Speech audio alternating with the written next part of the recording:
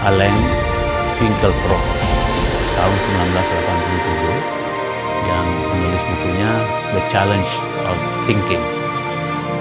Dia mengatakan bahwa ada dua prinsip ya, cara untuk bagaimana bisa mewariskan atau melanggengkan sebuah budaya.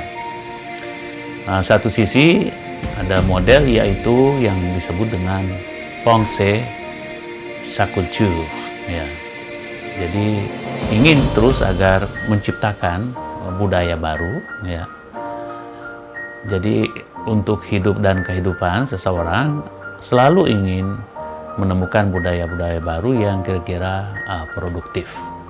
Kira-kira menurut orang tersebut itu lebih baik.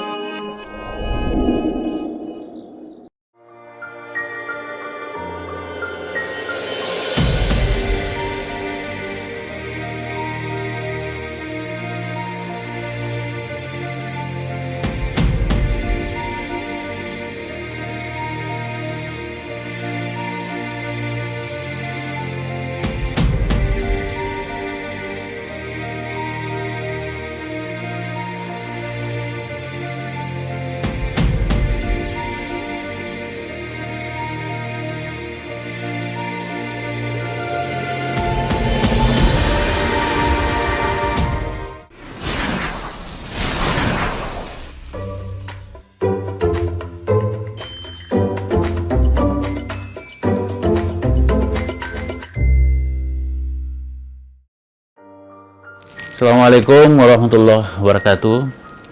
Alhamdulillahirabbil alamin wa bihi nasta'inu ala umuri dunya waddin.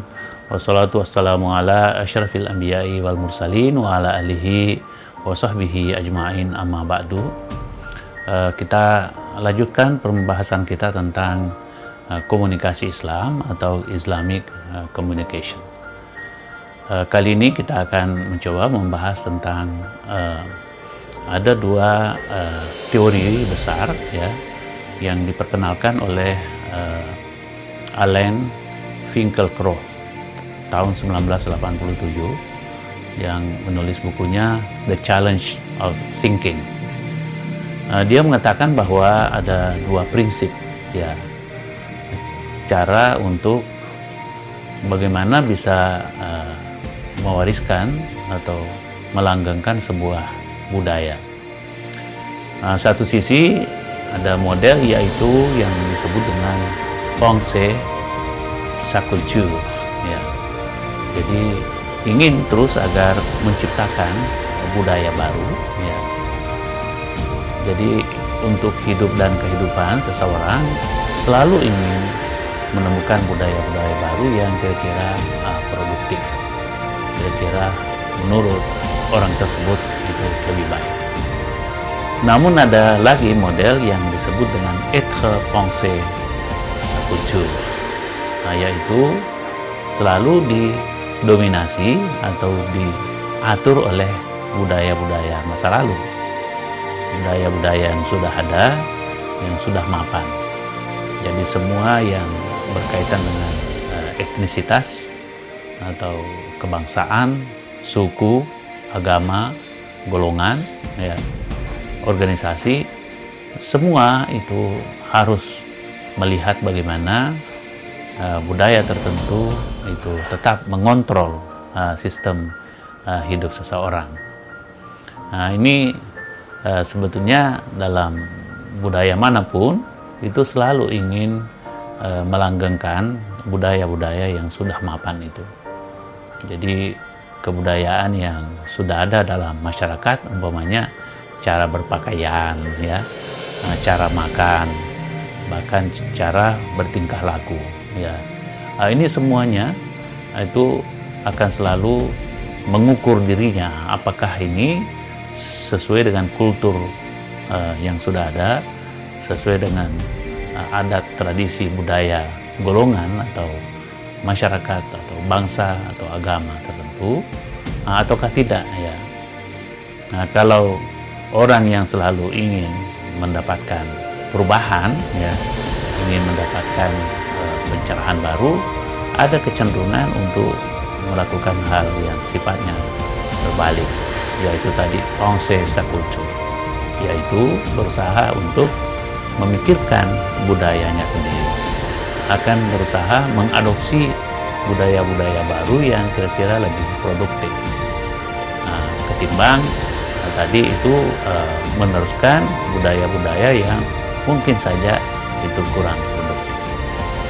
Ini kalau kita lihat dalam komunikasi Islam, sebetulnya ada istilah al-muhafazatu alal qadimis salih wal ahdu bil jadid al aslah, yaitu memelihara, menjaga, mempertahankan nilai-nilai budaya yang masih bagus, yang masih hidup ya, dan produktif, dan kemudian berusaha untuk mengambil ya, mengadopsi, mengikuti budaya-budaya baru yang kira-kira lebih produktif, lebih bermanfaat, dan lebih aktual untuk kehidupan seseorang ya, sesuai dengan kondisi saat sekarang ini.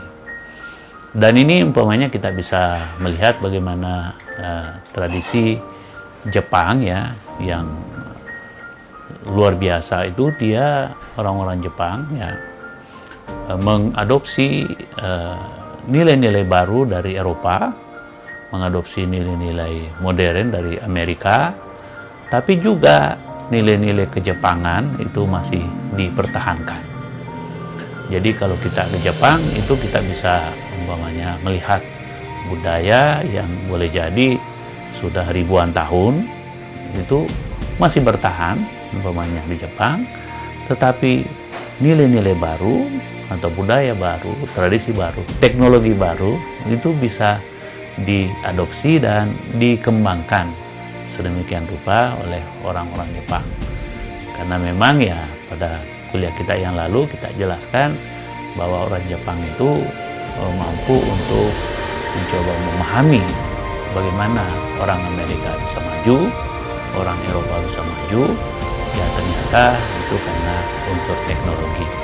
Sehingga orang Jepang berusaha untuk menciptakan teknologi baru ya, yang bahkan bisa murah meriah dan bisa affordable, terjangkau oleh masyarakat Jepang, yang kemudian juga terjangkau oleh masyarakat Asia, masyarakat Afrika, masyarakat Latino ya. Sehingga Jepang dalam waktu cepat sekali bisa membuat atau membangun negerinya, padahal sudah sempat rata dengan tanah, terutama di wilayah Nagasaki dan Hiroshima.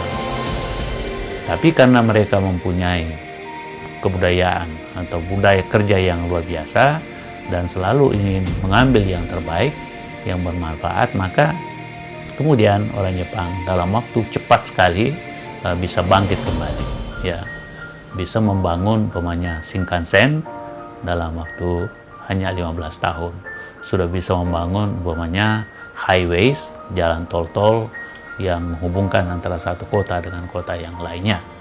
Begitu juga subway ya, jalan kereta bawah tanah itu di Jepang bisa sampai berlapis-lapis ke bawah dan juga bisa berlapis-lapis ke atas. Nah ini karena mereka ingin mengadopsi nilai-nilai baru. Nah, saya kira kalau dalam Islam tadi memang ditekankan bahwa kita boleh mempertahankan nilai-nilai yang lama, al-muhafazatu alal qadim ya, as-salih ya. Jadi nilai-nilai lama, tradisi lama, kebiasaan lama yang masih bagus itu dipertahankan, dijaga. Tapi kemudian orang Islam juga menyarankan kalau ada nilai-nilai yang lebih produktif, yang lebih bagus, bisa melakukan wal ahzu ya, mengambil, mengadopsi bil jadid al aslah ya, sesuatu yang terbaik. Buat apa kita mengambil sesuatu ya, kalau kita tahu bahwa memang ada yang terbaik, ya tentu kita mau yang excellent, kita mau yang terbaik agar benar-benar kita bisa juga tampil sebagai bangsa yang terbaik, yang excellent. Dan ini saya kira penting untuk kita perkenalkan model komunikasi Islam yang sifatnya tadi di tengah, ya.